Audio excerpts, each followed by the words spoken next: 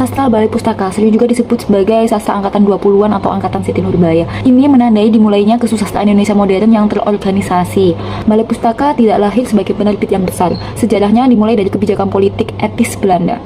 Pada tanggal 14 September 1908, pemerintah Hindia Belanda mendirikan Komisi Bacaan Rakyat. Tujuan formalnya menyediakan bacaan bagi masyarakat pribumi yang saat itu mulai melek huruf karena banyaknya sekolah-sekolah yang sudah bermunculan.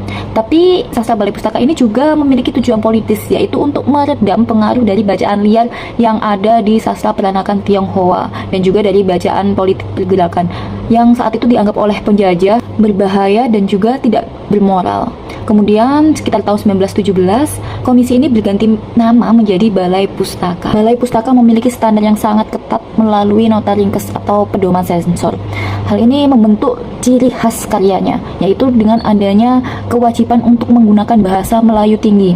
Berbeda dengan bahasa Melayu pasar, para penulis diwajibkan untuk menggunakan bahasa Melayu yang baku dan santun. Dan ini merupakan cikal bakal dari bahasa Indonesia yang formal. Kemudian mengenai tema, naskah-naskah karya Balai Pustaka itu membahas pertentangan antara adat lama dan juga pandangan modern, seringkali diwujudkan dalam konflik kawin paksa. Selain itu, juga harus memiliki unsur mendidik. Cerita harus mengandung pesan moral dan juga budi pekerti. Dan yang paling penting adalah netral politik dan agama. Penulis dilarang keras menyinggung masalah agama atau mengkritik pemerintah kolonial secara terbuka.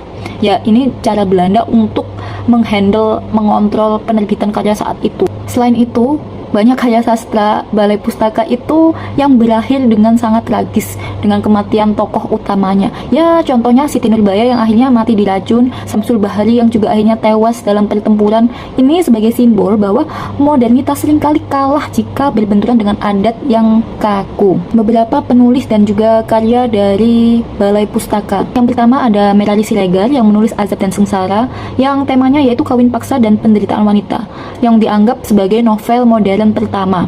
Kemudian ada juga Marah Rusli yang terkenal dengan Siti Nurbaya, yang temanya tentang cinta yang kandas karena utang dan juga adat, yang tentu saja ada tokoh ikoniknya Datuk Maringgi. Kemudian ada juga penulis bernama Abdul Muiz yang menulis Salah Asuhan, yang mana konfliknya tentang pemuda berpendidikan barat namun sulit diterima oleh adatnya.